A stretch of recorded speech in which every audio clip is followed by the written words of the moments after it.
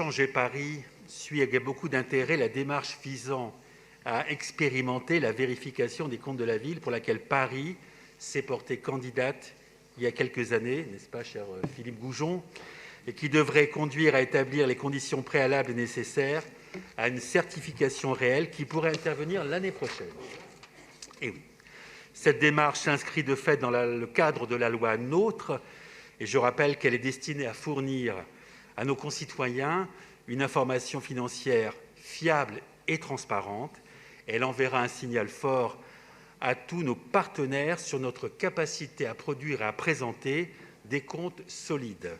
Cette démarche est conduite par un comité d'évaluation qui est dénommé Formation Inter-Juridiction et qui est composé par un collège de magistrats, de rapporteurs, d'experts et de vérificateurs.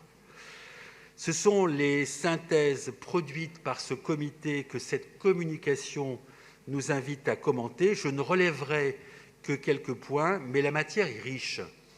S'agissant des engagements hors bilan, je suis surpris de relever qu'à l'exception des garanties d'emprunt, 10 milliards d'euros à la fin de l'exercice 2018, la Ville de Paris n'a pas l'assurance, et je cite la fiche de synthèse concernée, d'un recensement exhaustif de ces engagements hors bilan. C'est inquiétant.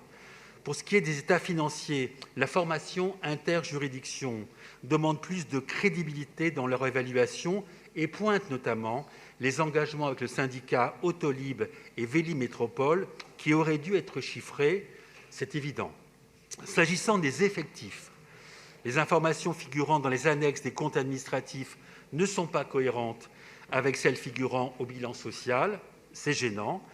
Enfin, parmi les 19 recommandations du diagnostic global d'entrée, 2 n'ont pas été mises en œuvre à date.